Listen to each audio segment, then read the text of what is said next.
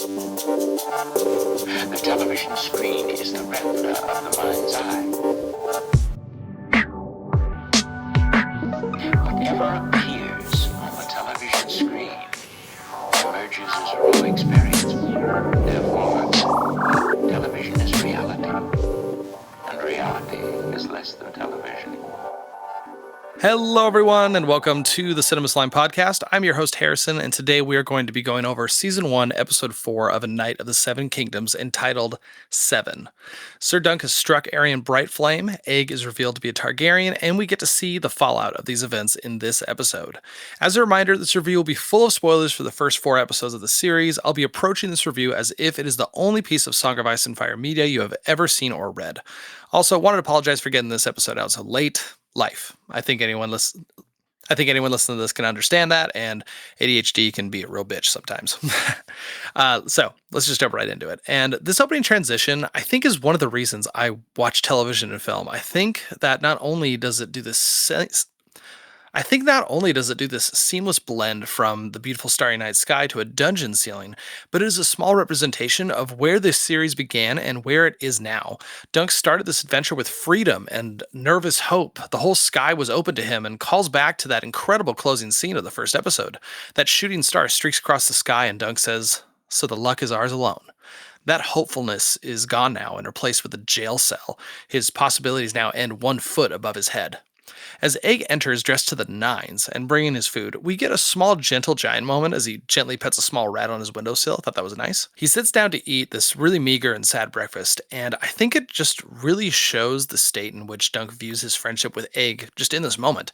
I mean, think back to just last episode when they spent the morning doing chores together, then heading to town to buy some goose eggs, and then making that incredible breakfast sandwich together. That was really heartwarming, and I feel like it was sort of a blossoming of their friendship. Now they're sitting inside a jail cell, eating plain bread and water. It just hurts to see, honestly. I think this next line by Egg is really a display of what kind of a man Baelor Targaryen is. Egg says, "My uncle says I must beg your forgiveness for deceiving you."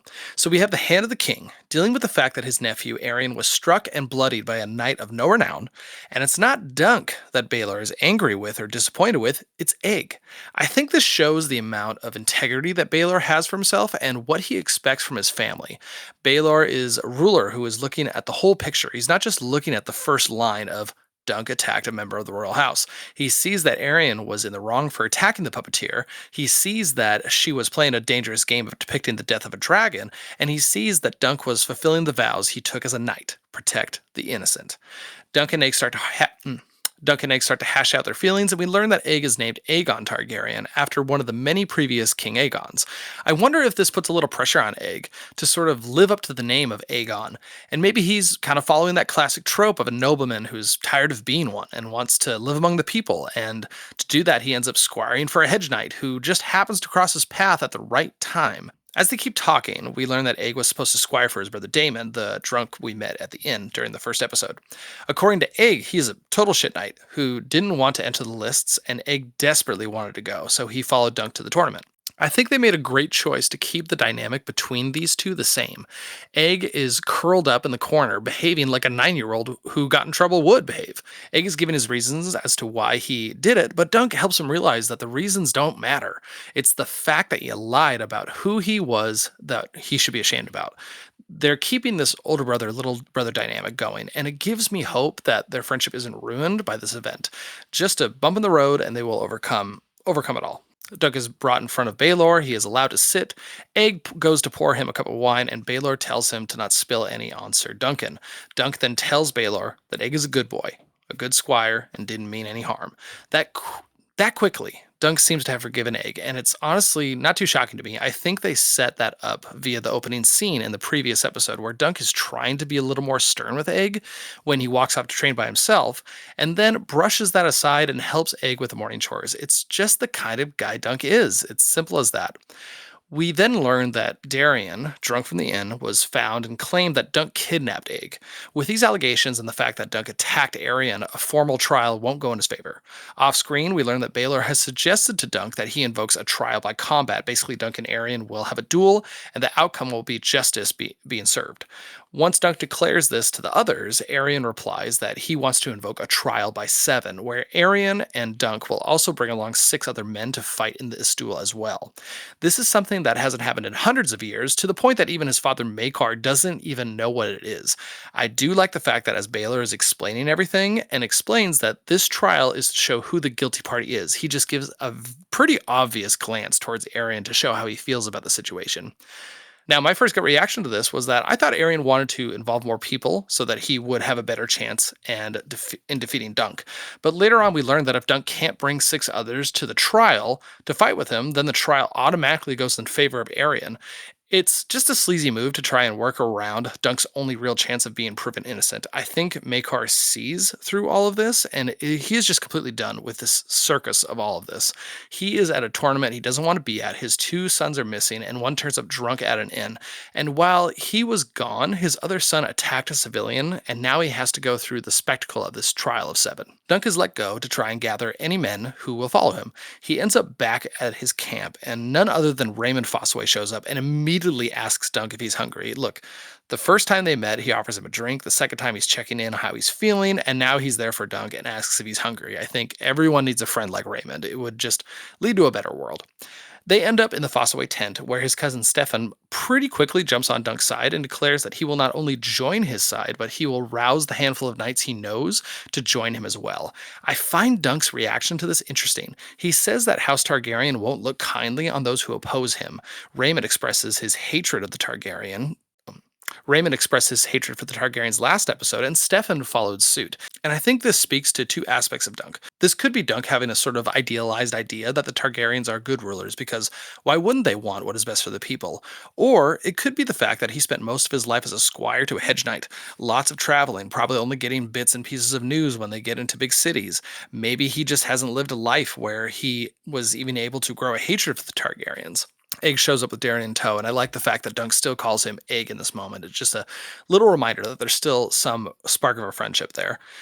Darian tells Dunk that he will be one of the knights in the trial, will show bravery in the first charge, but asks for a nice hit on the head to take him out. Not too hard, though. Darian then tells Dunk about a dream he has, and dreams in fictional stories are just brimming for foreshadowing, so I always love to hear them. I have seen you, sir, a fire and a dead dragon, a great beast with wings so large they could cover the meadow.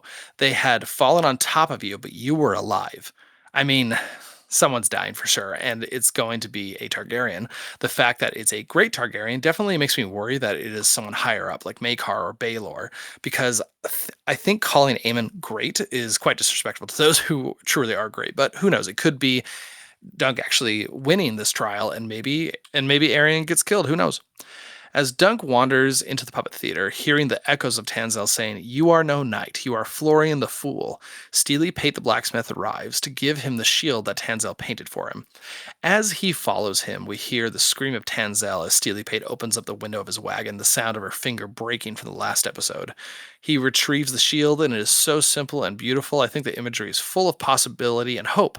But Dunk doesn't see that anymore. He doesn't see a shooting star. He sees a fallen star. He doesn't see the sunset as something Sir Arlen loved. He sees it as a herald of the night and of death. It's almost incredible how we as people can see something that used to give us hope and happiness and twist it to something terrible when our mind is in such a dark place. And that's exactly what Dunk is doing. Yet sometimes a friend is all we need to show us that what we can't see. See how green the leaves are? That's summer leaves for certain. That scene just choked me up, honestly. I mean, it's incredible how much support Dunk has in this moment, especially when he only arrived at this tournament a couple days ago. I think it just goes to show you what can be achieved when you are a genuine person who is who they are and only wants good in their life, and how that affects others who have been dealing with so many fake knights and lords for their entire life. The morning of the trial is upon us, and Sir Duncan the Tall has his knights. Sir Humphrey Beesbury, haven't met him before. Sir Humphrey Harding, the knight whose horse was killed, going up against Arion. Sir Stephen Fossaway, who quickly joined his side. Sir Robin Risling, the mad knight who met up with Egg during his training session. He would gladly die in the king's service, but when he goes against the gods, Sir Robin goes against the crown. Great line. And none other than Lionel Baratheon. I mean, come on, did you expect anyone else? He wouldn't pass up a chance to bloody up the Kingsguard in their pretty white gowns, as he says. He heads into the arena It's misty, mournful, and an incredible shift in tone to the tourney events that we witnessed in the last episode.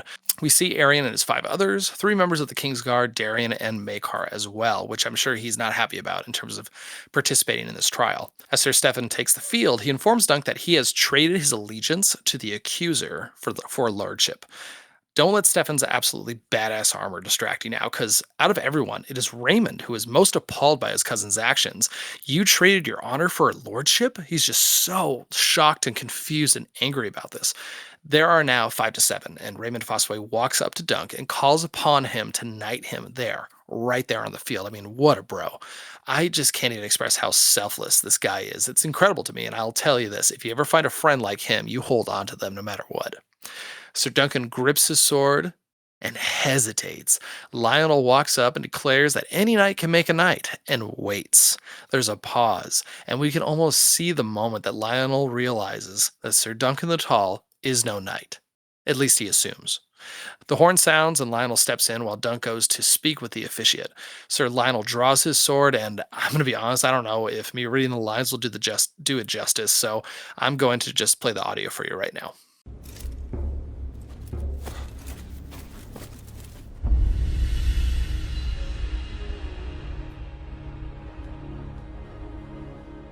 In the name of the warrior, I charge you to be brave.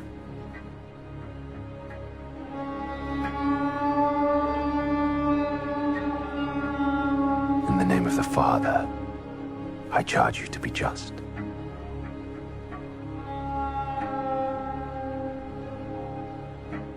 In the name of the Mother, I charge you to protect the young and innocent.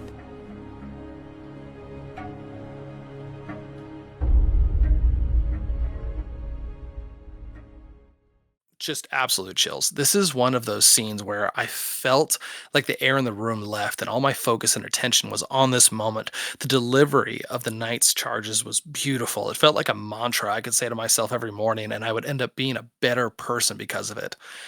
While we are seeing Sir Lionel knight Raymond, we also have a moment where it is now Dunk kneeling in the mud, and it is Sir Arlen that stands over him. Dunk looks up to him, and what does Sir Arlen do? He shrugs. There's a lot of discussion about whether Dunk was properly knighted or not, and it's definitely on our minds in this moment due to his hesitancy to knight our now Sir Raymond Fossaway.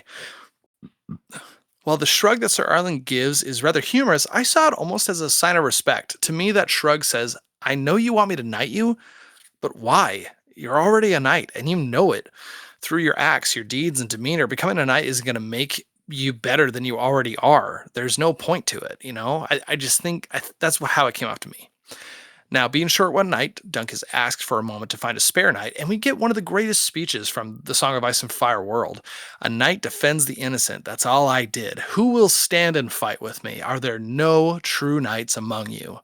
We then get that moment where someone in the audience stands, rips a fart, and moves on, and laughter ensues. In the past 4 episodes, we have had somewhat obscene images appear on screen. Dunk taking a shit behind a tree in episode 1, the long arm of Sir Arlen in episode 2.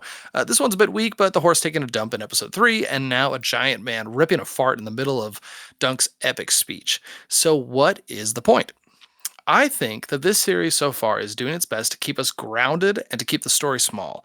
This is the story of an unknown hedge knight at what appears to be a pretty small tournament and some of his misadventures. I think these sort of crass images are trying to keep our rose-colored glasses off. It's difficult to view Dunk as this absolute perfect hero that we're used to when we have that image of him taking the shit behind the tree. It makes him more believable and helps us relate to who he is and his situation. There might be more to it, but that's kind of what ran through my head when I was thinking about those scenes. The crowd is silent at Sir Duncan's speech, and then the doors open and out comes riding Baelor Targaryen, who pulls off his helmet and says, I will take Sir Duncan's side. Now, looking at this from the perspective of Baelor, I think this is something he would genuinely do. to defend a knight who has stayed true to his vows and who has been accused of doing so. But I wonder if he is doing this out of guilt. He is the one who pushed Duncan into calling for this trial by combat, and maybe this is a way for Baylor to clear his conscience. I think this isn't going to end well. We literally have some of the most important people in the realm in this battle, along with some of the lowest people of the realm. I am incredibly eager to get to the next episode, though. That's going to wrap it up for me. I think this is the best episode we've seen so far. So many emotions, from heartbreak over Dunk and Egg's relationship to hitting the bottom of the barrel when Dunk sees only death in his freshly painted shield, to being emotionally wrecked in the knighting of Sir Raymond and roused by that speech from Dunk. This is a 5 out of 5 episode. Absolutely perfect in my eyes, with the knighting ceremony being the slimiest scenes, hands down. I really hope everyone loved this episode as much as I do, because I am just so hyped and so excited about it. Thank you so much for joining me. We only got 2 episodes left, and at this point, I don't know what they can do to disappoint me, and I don't think they will. Keep your heads up, and I'll see you next time. That's a wrap on another episode of Cinema Slime. Be sure to watch the next film before next Wednesday. We had a blast, and hope you enjoyed it. This episode was a production by your hosts, Harrison Jensen, Renn Jensen, and Scott Sheppard. This is a group effort, and seriously, thank you. Thank you for listening and watching us, however you found us. We really appreciate it. Help us grow by leaving a comment, a 5-star review, subscribe, and share an episode with another cinema lover. Also, let's connect. Find us on Discord and Letterboxd for film discussions, reviews, and recommendations. Also, check us out on social media. We're always posting clips, film rabbit holes we're going down, and interesting stuff. And you can also show your support by using Buy Me a Coffee, and we'll give you a shout out if you'd like. All links can be found in the episode notes. Goodbye.